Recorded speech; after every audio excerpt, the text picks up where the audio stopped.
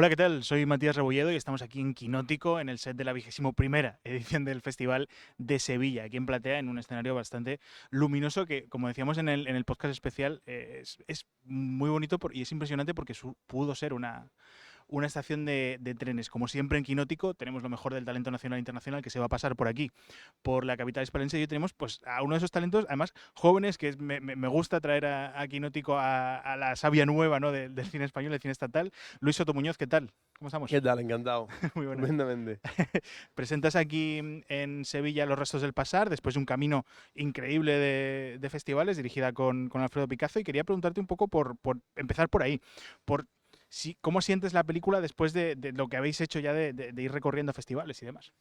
Pues es una sensación un poco extraña. A mí nos pasa como que ya la despersonalizan muchísimo. También no la ves, que eso no sé, o sea, no sé tampoco todo el mundo si hace eso como de no entrar a verla casi nunca, pero nosotros intentamos como desde que la presentamos casi por primera vez como abrir un hueco ahí y no volver a ver la película, sobre todo yo por mi parte por un tema como de seguridad y de como tener como claro mi discurso, vaya a ser que la veáis y se reforme todo entero. Entonces, como que todo se siente un poco más ajeno, se siente todo muy automático, como cuando coges distancia de la película. Pero claro, justo esta peli, como que también como traslada cosas de mi pueblo, cosas muy personales y tal. Entonces, como que sí que, a pesar de eso, es como que sí que se está manteniendo como todo el cariño, como que no se diluye el cariño con la peli, a pesar de ya haberla hecho hace años, ¿no? Claro, y Ujú. eso. Claro, podemos definir Los Restos del Pasar como recuerdos de no ficción, como sí, como un documental también que se intenta salir un poco, abraza la forma, pero se intenta salir un poco de los cánones narrativos, de lo que suele ser un documental. Pero yo quiero preguntarte a ti, ¿cómo definirías tú Los Restos del Pasar? Me cuesta un montón, claro, o sea, porque de alguna manera nosotros nos llega como toda la propuesta y como que encontramos un contenedor formal que delimita la peli, pero claro, es como ajustado a la propia película y a la propia realidad, porque tiene mucho que ver con la realidad de mi pueblo, la cobertura de la Semana Santa y demás. Entonces, claro, sí hibridamos como cierta parte de ficción, cierta parte de documental, como que está este término que, que yo no conocía antes de hacer la película, que es el término este de la no ficción, como que engloba todo este tipo de onda. Y claro, nosotros la metemos ahí porque por lógica va un poco más en torno a ese contenedor. Pero te digo, o sea, yo una cosa que he descubierto hace un par de meses, o sea, no más. Nada más empezar la película, me vas a permitir un poco el spoiler, hay un montaje espectacular sobre la Semana Santa, ¿no? Vemos pues eso, desde las cofradías hasta el tema de la música, hasta la iconografía, pienso en la imagen de esa señora presentando al bebé nuevo, ¿no? A la imagen. Y te quería preguntar un poco por el acceso, ¿cómo de complicado fue todo, digamos, entrar con la cámara en esa parafernalia también con respeto y sin caer en la etnografía, sin caer como en ese retrato condescendiente? ¿Cómo fue ese acceso? Claro, ocurre que a nivel como de... Hay como dos tipos de bloqueos, como el bloqueo de lo que es la iglesia y las instituciones y tal, y el bloqueo como a nivel como de que mucha gente como que no estaba segura de que la película fuera buena para el pueblo, fuera Ujú. buena para ese retrato. Pero claro, ocurre que nosotros somos de allí y vivimos eso y claro, hay como cierta amistad y cierto o sea, buen trato a la hora de que, o sea, entendían como que nuestra predisposición era buena, que no íbamos a ir ahí a hacer ningún tipo de retrato escénico que pudiéramos haberlo hecho. Pero claro, como que esa confianza que ya no habíamos tomado a lo largo de los años, ya habíamos rodado como algunas películas cortas allí en el pueblo y demás, como que fue muy clave como para plantear la propuesta y empezar a tantearla con el pueblo. Ocurre también que esto se puede hacer en un pueblo, concretamente en nuestro pueblo, pero esto, no puede trabajar con ese nivel de intervencionismo en cualquier ciudad o en cualquier, porque las instituciones como que se hacen mucho más férreas, o sea, trabajar con la iglesia es mucho más sencillo cuando tienes como esa confianza de la iglesia en torno al pueblo que cuando te vas como ya a los términos de la diócesis, el obispado, ese tipo de cosas, que ya eso es intratable. Entonces, claro, tuvimos esa ventaja de que la película se podía hacer porque existía como esa confianza en nosotros. En cualquier otro lugar, si no fuéramos sido de ahí, pues no, seguramente no hubiésemos podido trabajarla. Quería preguntarte también un poco por ese elogio de la forma que es la película, que es impresionante, desde el mismo cuidado de cosas que se están olvidando, como los créditos, que me gusta muchísimo cómo se estiliza. Quería preguntarte por eso, ¿cómo dais con el look? Porque la película es en blanco y negro, pero ¿cómo Mm. encontráis esa textura al final de la película? A nosotros nos pasaba como que además veníamos de hacer otra película en blanco y negro mucho más gris y demás, y queríamos buscar como cierto contraste tanto con ella como cierta como autoridad en la imagen y como cierta como posición plástica. Y de repente como que nos gustaba mucho en nuestro pueblo y en muchos tipos de iglesias como que existe esta iglesia barroca pintada en oro, que como que el retablo es una cosa como que así que a veces duele de ver. Hay cierta belleza ahí, pero como que hay demasiado, algo que hay demasiado cargado, ¿no? Y de repente como que quisimos hacer pruebas sobre intentar conseguir una imagen que suscitase eso, como que estuviese tan sobretexturizada que per se sea bella, pero que de alguna manera haya ciertos planos que tú a la vista digas, "Fua, esto cargado un poquito más, un poquito de rosca, ¿no?". Ujú. Y claro, pasaba que mi codirector, que es Alfredo, que es mi compañero de toda la vida, él es colorista. Entonces, claro, como además rodábamos con cámaras como muy asequibles, como que tuvimos la oportunidad de ir varias veces al pueblo, hacer muchos desde cámara y fuimos encontrando casi como en simbiosis con la postproducción y lo que es como el trabajo de cámara, fuimos encontrando ese look and feel como en torno a esa idea del barroco y demás.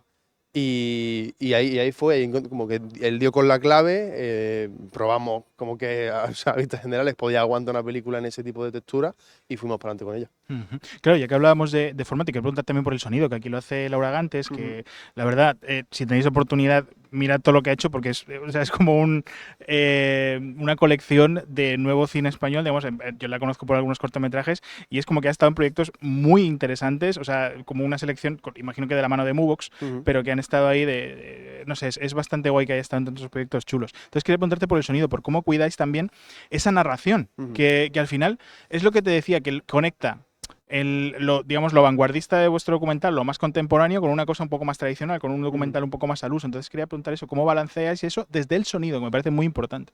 Claro, también ocurría un poco que tenemos como esa posición como del archivismo, tener como que cuidar como toda esa parte de la responsabilidad moral, de cómo tratar la vida. Pero luego queríamos hacer una película que genuinamente fuese muy disfrutable a nivel de visionado, a pesar de que fuese como una cadencia un poquito más lenta, queremos una película, y claro, entra ese factor como plástico y visual, y entra ese factor sonoro. Y ahí Laura aporta mucho porque ella...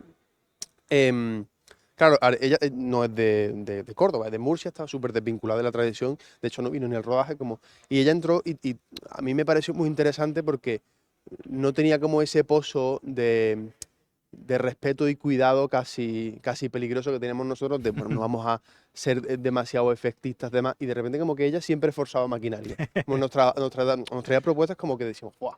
Esto como que aquí me reviento este ambiente, tal, muy estimulantes a nivel sonoro y fue muy interesante como trabajar con alguien como que te propone como la antítesis de lo que tú te podrías llegar a plantear porque estás demasiado acojonado con liarle, con pasarte de rosca y claro, como que ella sabía proponer como el punto como más remoto para llegar al punto medio. Ujú. Y como que ahí encontramos como ese tipo de sonido que hace ella, como el ambiente que transita, que van hibridando. Entonces, o sea, encontró esa textura a raíz de proponernos eso, cosas a las que no estábamos predispuestos nosotros. Ujú. Bueno, me hablabas de riesgo, me lo llevo también a tu actualidad como director. Sueños y Pan se puede ver ya en Filmin. Quería preguntar por eso, o sea, al final cuesta mucho hacer una película y de repente se te juntan dos, Mm. con actualidad de un lado o del otro. ¿Cómo llevas eso? Que al final es un poco partirte y sé que también se despersonaliza un poco la película, lo que hablábamos al principio, ¿no? Que la vas como poco a poco Mm. dejando de sentir tuya. No sé cómo estás en ese lado. Claro, yo estoy súper disociado con las dos películas, la realidad. Es verdad que sí que pasa que nosotros las dos las rodamos separados. O sea, realmente Sueños termina y, bueno, se nos junta la postpro de una con la de otra y demás, pero más allá de eso, como que son películas que se piensan por separado en tramos distintos, tramos de 3 años, pero la realidad es que sí que se juntan. Y claro, de repente como que empezás como a exponerlas como juntas. em, es bastante raro. Porque yo la suerte que tengo yo, al menos para un poco sobrevivir a eso y como no caer en disociar por completo, es que suelo ir o sea, con esta peli de los restos, que Alfredo no ha podido venir, suelo venir con Alfredo que ha hecho la peli conmigo y con Rafa, que el montador que también ha hecho la peli conmigo. Entonces, claro, como que ahí como que marcamos la línea de separación, como que Sueño la presento yo con el de foto, como que tenemos un viaje y como que la otra es como el viaje de los otros del pueblo. Una está como todo el foco madrileño, la otra como todo el foco. Y entonces es como el ejercicio mental de separarlas a la hora de presentarlas, pero ya llega un punto como que las mezclas y cuesta un montón. Con esta me está costando un montón. Ahora, de hecho, como que estamos más que estrenamos en cine ya mismo el 29 y me está costando muchísimo como hablar de ella y tal, porque la siento como tan... "Pues, esta peli yo ya la tengo como súper... Pero bueno, sí, poco a poco como que voy haciendo el ejercicio como de de intentar como reconectar con ellos. Bueno, hablábamos de lo que viene inmediatamente, que es el estreno en cines, 29 de noviembre, me dices. Quería preguntarte por ti, por el futuro. Claro, al final, estas pelis tienen su camino ya hecho, digamos, en lo que respecta a ti. ¿Qué viene ahora? ¿En qué estás trabajando? ¿Qué vamos a esperar de ahora? Yo estoy trabajando 2 películas ahora. Una espero rodarla el año que viene, que es una película de género machinima, que es una película hecha con videojuegos, con el videojuego de Minecraft. Oh. Como más en esta corriente como independiente y de guerrilla y demás, estamos un poco trabajando en ella y luego ya grandes proyectos y más un poquito más a largo plazo con Mubos, con la misma productora que ha hecho estas 2 pelis. Estamos haciendo una peli que se llama El Quijote según Juan Trujillo, que ya es una comedia más ortodoxa, más industrial, que bueno, pues nos queda todavía un camino largo. Pero eso, a corto y a largo plazo estoy con esas dos piezas. Y ya la última, probablemente la pregunta que te ha hecho todo el mundo, el Soto entre paréntesis. La decisión, porque o sea, es una cosa... porque me llaman Soto y me da cosa como quitarme mi nombre. Yo me llamo Luis. Y a mí me llaman Soto desde que yo tengo uso de razón. Bueno, sí, desde los 10, desde los 11 años. Y claro, como que me daba cosa como quitarme mi nombre de Luis, entonces como que puse Luis Soto, entre paréntesis, para especificar. No me llaman Luis, me llamo Soto. Y ahí se quedó. Y ya como que en su momento tomé la decisión y como que a veces me planteo cambiar y he dicho, bueno, pues que ya no puedo... Y ahí lo he dejado. Oye, Luis Soto Muñoz, muchísimas gracias por tu tiempo. A vosotros. Nosotros seguimos, ya sabéis, aquí en Quinótico con todo lo que traiga de sí la 21ª edición del Festival de Sevilla. Para todo lo demás, quinótico.es, la primera con K, la segunda con C.